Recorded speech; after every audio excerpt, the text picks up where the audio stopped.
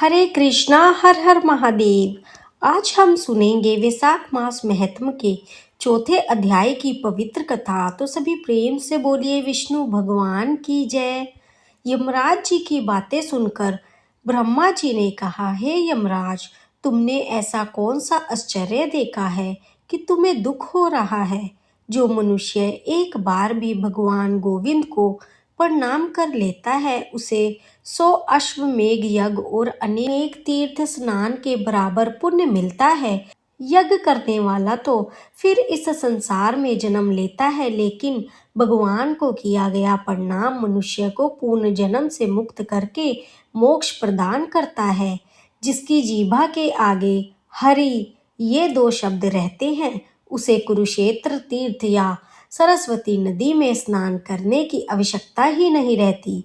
जो व्यक्ति मृत्यु के समय भगवान विष्णु का स्मरण करता है वह अपने सारे पाप छोड़कर भगवान विष्णु के धाम को प्राप्त करता है, क्योंकि भगवान को अपने भक्तों का स्मरण बहुत प्रिय होता है। हे यमराज, जैसे भगवान को स्मरण प्रिय है वैसे ही वैशाख मास भी उन्हें अत्यंत प्रिय है। इस मास का महत्व सुनने मात्र से ही मनुष्य अपने सभी पापों से मुक्त हो जाता है, और जो व्यक्ति इस मास के धर्म का पालन करता है उसके लिए मुक्ति तो निश्चय ही है।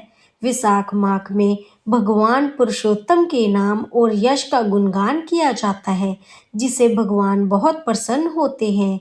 भगवान श्री हरि पूरे जगत के स्वामी हैं और पालन करने वाले हैं। राजा कीर्तिमान भी वैशाख मास में भगवान के प्रिय धर्म का पालन करता है, जिससे प्रसन्न होकर भगवान विष्णु उसकी हमेशा सहायता करते हैं। भगवान वासुदेव के भक्तों का कभी भी अनिष्ट नहीं होता। उन्हें जन्म, मृत्यु, बुढ़ापा और रोग का भय नहीं रहता। जो व्यक्ति अपने स्वामी के कार्य को पूरी मेहनत से करने का प्रयास करता है वह सफल हो जाता है, और यदि कोई कार्य उसकी शक्ति से बाहर हो तो वह अपने स्वामी को बता दे। इतना करने से ही वह दुष्मुक्त हो जाता है और सुख प्राप्त करता है। जिसने अपने कार्य को स्वामी को बता दिया उसके घर ना तो कोई पाप लगता है ना ही कोई दोष रहता है। अपने कर्तव्यों को पूरी लगन से करने के बाद प्राणी दोषी नहीं माना जाता। इसीलिए हे यमराज, यह कार्य तुम्हारे लिए कठिन है, इस पर तुम्हें शोक नहीं करना चाहिए। ब्रह्मा जी की यह बात सुनकर यमराज जी ने विनम्रता से कहा, हे प्रभु, आपकी कृपा से मैंने सब कुछ प्राप्त कर लिया है। तब ब्रह्मा जी ने कहा, हे धर्मराज, राजा कीर्तिमान भगवान विष्णु के धर्म में लगे हुए हैं। चलो हम भगवान विष्णु के पास चलते हैं और उनसे मार्गदर्शन लेते हैं। वे ही इस संसार के कर्ता और धर्म के रक्षक हैं। ऐसा कहकर ब्रह्मा जी यमराज जी को साथ लेकर क्षीर सागर के तट पर गए। वहां जाकर उन्होंने सच्चिदानंद स्वरूप भगवान विष्णु की स्तुति की। ब्रह्मा जी की स्तुति से प्रसन्न होकर भगवान विष्णु वहां प्रकट हुए। तब ब्रह्मा जी और यमराज जी ने उनके चरणों में प्रणाम किया। भगवान विष्णु ने गंभीर वाणी में पूछा, तुम दोनों यहाँ किस कारण से आए हो?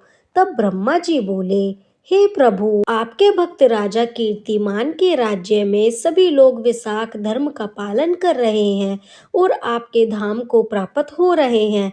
इस कारण यमलोक खाली होता जा रहा है। यह सुनकर भगवान विष्णु मुस्कुराकर बोले, मैं लक्ष्मी को छोड़ सकता हूँ, अपने धाम को छोड़ सकता हूँ।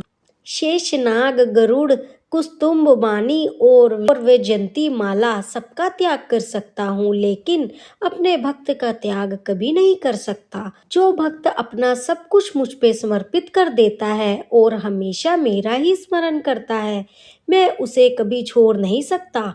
राजा कीर्तिमान को मैंने पृथ्वी पर 10,000 वर्ष की आयु दी है। उनमें से 8,000 वर्ष बीत चुके हैं। शेष आयु पूरी होने के बाद वह मुझे प्राप्त होंगे।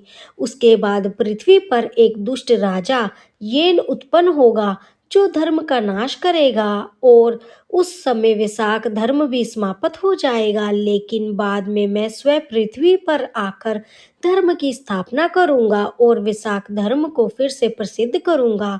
हजारों लोगों में कोई एक ही ऐसा होता है जो अपना सब कुछ भगवान को समर्पित करता है और सच्चा भक्त बनता है, वही मेरे धर्म का प्रचार करता है। हे यमराज, जो लोग विशाख मास का व्रत करेंगे वे तुम्हें भी भाग देंगे, इसलिए तुम उसके धर्म में कोई बाधा मत डालना। यह कहकर भगवान विष्णु अंतर्ध्यान हो गए। ब्रह्मा जी अपने लोक चले गए और यमराज जी भी अपने स्थान पर लौट गए।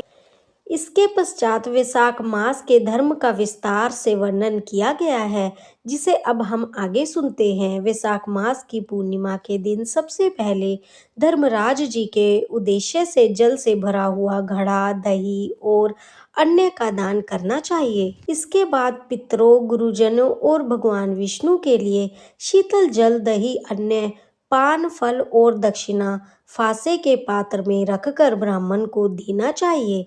जो ब्राह्मण विशाख मास की कथा सुनता है उसका आदर करना चाहिए और अपनी समर्थता के अनुसार उसे दान देना चाहिए। राजा कीर्तिमान ने भी इसी प्रकार सब कुछ किया। उन्होंने पृथ्वी पर सुख भोग कर अपनी आयु पूरी होने पर पुत्र पौत्र सहित भगवान विष्णु के धाम को प्राप्त किया। ऋतुदेव की बातें सुनकर मिथिली के राजा ने पूछा, हे महात्मा, आपने पहले बताया था कि दुष्ट राजा येन पहले मनवंतर में हुआ था और राजा कीर्तिमान बाद में हुए हैं, लेकिन अभी आपने कहा कि कीर्तिमान के बाद येन होगा। मेरे इस संदेह को दूर कीजिए। तब ऋतुदेव जी बोले, हे राजन, पुराणों में समय का अंतरयुग और कल्प के अनुसार होता है, इसलिए अलग अलग स्थानों पर अलग क्रम मिलना स्वाभाविक है। इसमें कोई भ्रम नहीं करना चाहिए।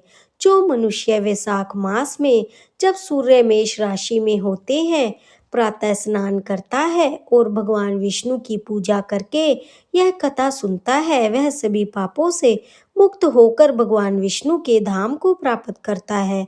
अब मैं तुम्हें इस प्राचीन कथा सुनाता हूँ जो पापों का नाश करने वाली है। कावेरी नदी के किनारे एक पवित्र स्थान पर महर्षि दुर्वासा के दो शिष्य रहते थे। उनमें से एक का नाम था सत्यनिष्ठ और दूसरे का नाम था तपोनिष्ठ। दोनों ही महान ज्ञानी थे, इच्छा रहित जीवन जीते थे और भिक्षा से भोजन करते थे। सत्यनिष्ठ हमेशा भगवान विष्णु की कथा सुनने और सुनाने में लगे रहते थे। यदि कोई सुनने वाला मिलता तो वे कथा सुनाते और यदि कोई कथा कह रहा होता तो वे सब काम छोड़कर उन्हें सुनते। वे दूर दूर के तीर्थ और मंदिरों को भी छोड़ देते थे, लेकिन भगवान की कथा कभी नहीं छोड़ते थे। कथा सुनने से मनुष्य जन्म मरण के बंधनों से मुक्त होता है, उनका मन शुद्ध होता है और भगवान के प्रति प्रेम बढ़ता है। जहाँ भगवान की कथा होती है वहाँ सभी तीर्थ उपस्थित होते हैं और जहाँ कथा नहीं होती वह स्थान रहने योग्य नहीं माना जाता। दूसरी ओर तपोनिष्ठ केवल अपने कर्मों में लगे रहते थे। वे कथा को महत्व नहीं देते थे और उसे छोड़कर अपने काम करते थे। कथा की अवहेलना के कारण उन्हें कष्ट उठाना पड़ा। अंत में सत्यनिष्ठ ने ही उनका उद्धार किया। पंचाल देश में पुरुयशा नाम के एक राजा थे। वे धर्मात्मा, वीर और उदार स्वभाव के थे, लेकिन कुछ समय बाद उनका सारा धन नष्ट हो गया, सेना खत्म हो गई और राज्य में भयंकर अकाल पड़ गया। उनके शत्रुओं ने उन पर आक्रमण किया और उन्हें हरा दिया। राजा अपनी पत्नी और सेवकों के साथ जंगल में रहने लगे। वहां बैठकर वे सोचने लगे, मैंने कौन सा पाप किया है जिसके कारण मुझे यह दुख मिला है। तब उन्होंने अपने गुरु याज और उपयाज को स्मरण किया। दोनों मुनि वहां आए। राजा ने विनम्रता से पूछा, हे गुरुदेव, मैंने ऐसा कौन सा कर्म किया है जिससे मुझे यह दरिद्रता, प्रजा और वनवास मिला है। तब दोनों मुनि ध्यान करके बोले, हे राजन, पिछले जन्म में तुम एक क्रूर बाघ थे।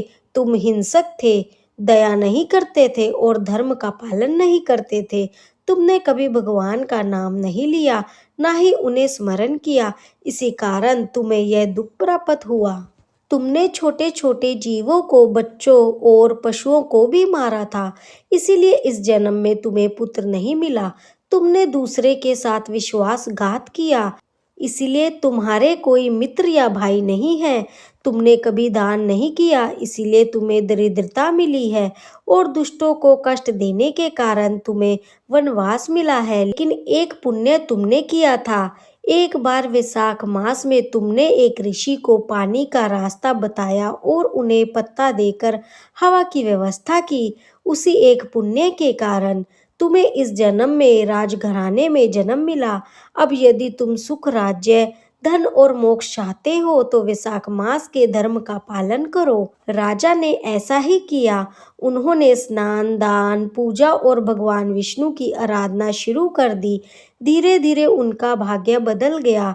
उनके रिश्तेदार और मित्र वापस आ गए। उन्होंने सेना इकट्ठा की और अपने राज्य के पास पहुंचे। फिर युद्ध हुआ और राजा ने अपने शत्रुओं को हरा दिया। उन्होंने बहुत सारा धन, हाथी, घोड़े और रथ प्राप्त किए और अपने राज्य में लौट आए। वैशाख मास के प्रभाव से उनके राज्य में सुख और समृद्धि आ गई। सभी लोग प्रसन्न रहने लगे। राजा के 5 पुत्र हुए, दुष्ट कीर्ति, दुष्ट केतु, दुष्ट धन्य, विजय और चित्रकेतु। पूरी प्रजा उनसे प्रसन्न रहने लगी। इससे राजा को वैशाख मास के महत्व का पूरा विश्वास हो गया। तब से वे हमेशा वैशाख मास का पालन करने लगे। भगवान विष्णु अपनी भक्ति से प्रसन्न होकर अक्षय तृतीया के दिन स्वयं प्रकट हुए और उन्हें दर्शन दिए। यहीं पर आज की कथा समाप्त होती है। आगे की कथा हम अगले अध्याय में सुनेंगे। तो सभी प्रेम से बोलिए विष्णु भगवान की जय।